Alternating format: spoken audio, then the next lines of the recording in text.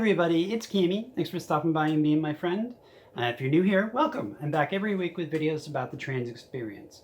Today, we're doing our 5-month HRT update. And the way we're going to do that is I'm going to tell you about some firsts that I had, and then we'll get into changes. So we'll do physical, lifestyle, and emotional changes. This one, however, unlike last month or the month before, there's not really a whole lot to update you guys on. So it'll be shorter than those, hopefully. So let me tell you a little bit about my journey to get you guys up to speed.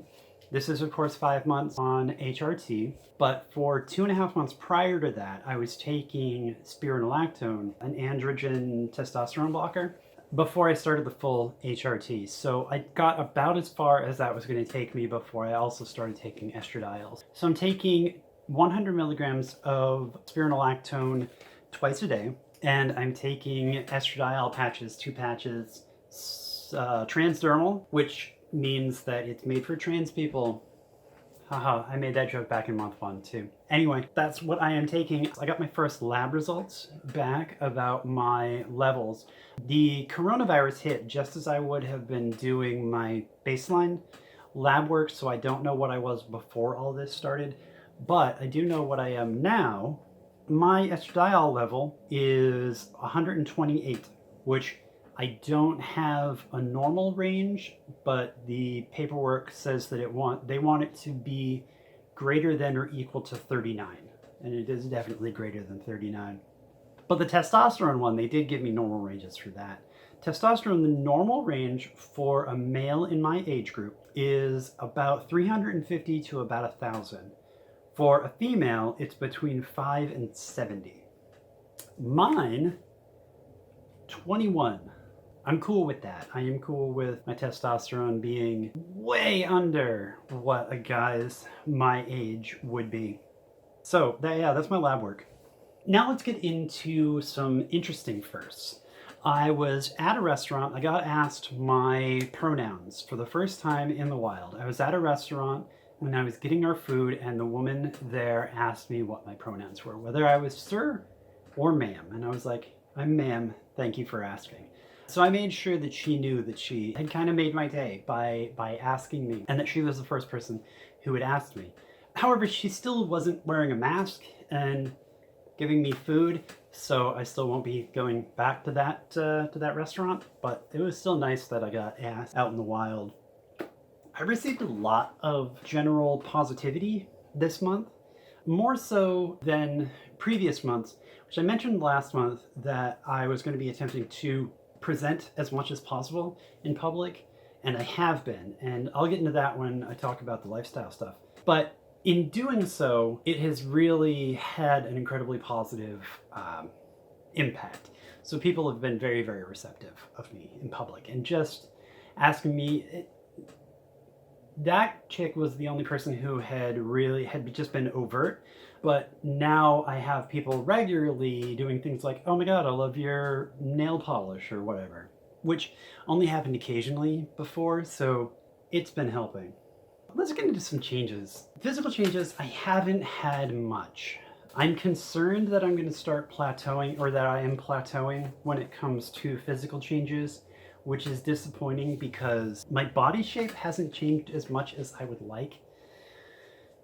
Although I understand that this is like incremental changes and that it's not necessarily super noticeable, but still it's frustrating as fuck. I have been with these little proto titties for months now, and I don't mind small tits. I enjoy small tits, and I hope mine stay relatively small, but they are double A's, you guys. They are not obviously tits, and it is so annoying. It's also really hard to find bras that fit me because I'm a 38-inch man, so 38 double A, very difficult to fit. However, I got some bras that were a touch too small like a month and a half ago, but I tried them on again last night, and the band still too small, but it fit a lot better. So any weight that I was carrying, let me stand up a little bit, any weight that I was carrying right here, like boy weight, has either moved down into my hips or right here. Scandalous. So there have been changes, they just haven't been as dramatic as I would like. As far as my lower body, my hips have remained relatively slender. No, that's not the right term. They're not exaggerated. I have started wearing pants that fit correctly, which is a plus, but generally speaking, my body hasn't changed a whole lot in the last couple of months. Some other physical changes. This is a weird one, and I haven't mentioned it before, but it's been kind of progressing. My taste buds seem to have changed. I'm craving a lot of foods that I didn't used to. I love a big, juicy burger, and like, given an option of like a creamy pasta dish or like a big, juicy burger, I will lean more towards the big, juicy burger, which is completely opposite of what I used to be. So I'm constantly craving, well, not constantly craving, but my tastes have changed. Like a little, just subtly. It's not dramatic, but it is worth noting. Another physical thing, my hair has gotten really dry. Like, I'm sure you can tell in this light, it looks like frizzy and straw-like. I hate it. I hope to get a flat iron soon so I can kind of tame it from doing that, but it is obnoxious. My hair, sometimes I would have dry hair, but it wasn't the norm, and now it's the norm. Speaking of hair, I also, before all this started, I had developed, I don't want to call it a bald spot, but I had been thinning right here. And estradiol is supposed to help hair grow back in, and it is, slowly but surely. My hair is growing so much slower than it ever did before. My facial hair is continuing to grow very slowly, as well as my body hair is still continuing to thin out and grow slower, which is a plus. So what was the other thing? Oh, right. I haven't talked about my genitals in a while, which, my genitals. Anyway, estradiol and spironolactone can cause a lot of, what do they call it, genital atrophy, which will cause like testicles and penises to shrink and become not functional, I guess would be the best way to put it. I haven't noticed any changes. I don't get spontaneous erections, so like when I'm sleeping, they don't just kind of show up, but I'm still able to achieve one if I want to. So no changes over the last several months as far as that is concerned. So that's about it for physical changes. So let's get into some lifestyle stuff. This is the one that I can actually talk about. So I talked last month about wanting to present as much as possible. I already always was wearing more feminine tops, and of course in summertime I was wearing tank tops, strappy tank tops and stuff like that. But I still wore men's pants, which I had mentioned I think in one of my earlier videos. I don't remember which one that I had. Right before all this started, I bought like 3 pairs of pants, and pants are super expensive, so I wasn't gonna throw away a bunch of brand new pants.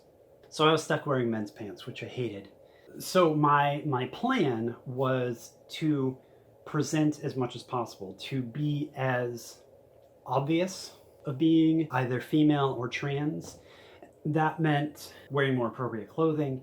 I bought a bunch of trans t-shirts. Like I have one that says transitioning to female, please wait, it has a loading bar. I have another one that has some absolutely adorable cats in a trans flag. I have another one that says this isn't even my final form, which I think I was wearing in one of my previous videos. But you saw that one though, didn't you? Because you're subscribed. Guilt trip. I'm gonna have a quick aside now about gender identifiers. Everyone does this. When you meet someone or when you see someone for the first time, you just automatically judge what their gender is based on what you're seeing. And there are so many different things that tell us someone's gender. Things like, you know, the shape of their body. Do they have breasts? Do they not have breasts? Are they a more slender build? Face shape, all kinds of physical things. But then there are also presentation things, like women usually have longer hair sometimes. That's not as much a thing. But anyway, women tend to be the ones wearing dresses.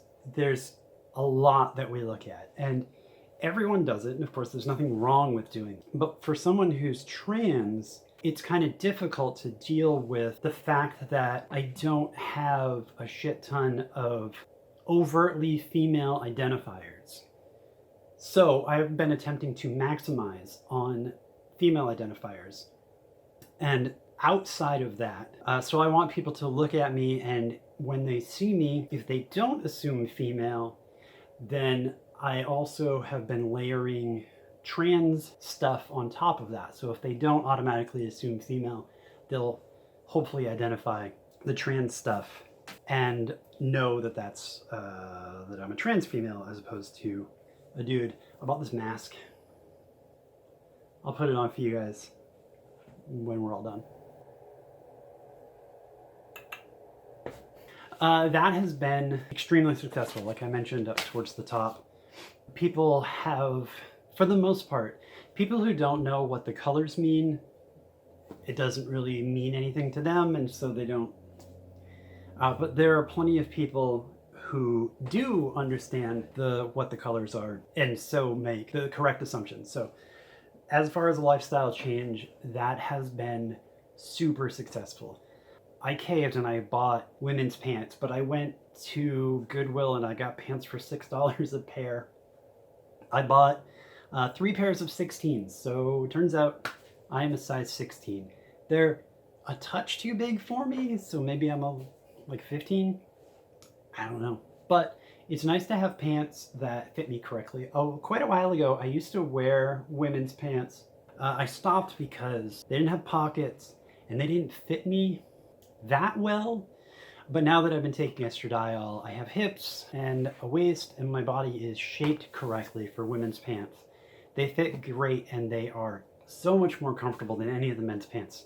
Although once my body shape has started to change, my men's pants didn't fit me like at all. They were just the worst to try to wear.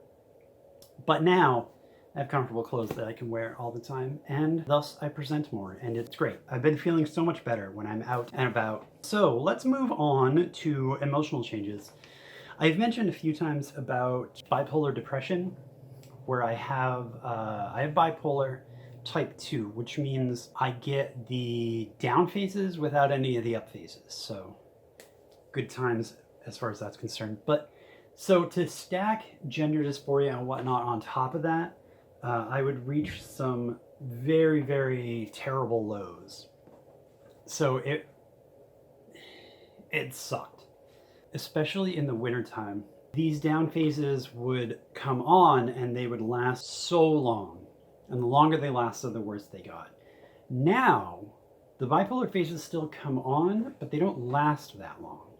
And they don't get that bad. And I think a large part of that is because the gender dysphoria and whatnot isn't there. It doesn't compound and pile on top of everything and create this kind of negative feedback loop where everything just keeps getting worse. Like lately, I've been pretty depressed the last few weeks. Yeah, probably the last few weeks, which autumn always does this to me, and then I get worse again in the wintertime, whatever. Anyway, we'll worry about that when winter gets here. But anyway, but I've still been able to be productive. I've still been making these videos. Last week, my girlfriend's vacation notwithstanding. So I'm still getting shit done, which is a huge deal. I'm taking care of myself more regularly, which is not, I don't want to say it's not a thing that I did, but it was definitely a challenge for me before.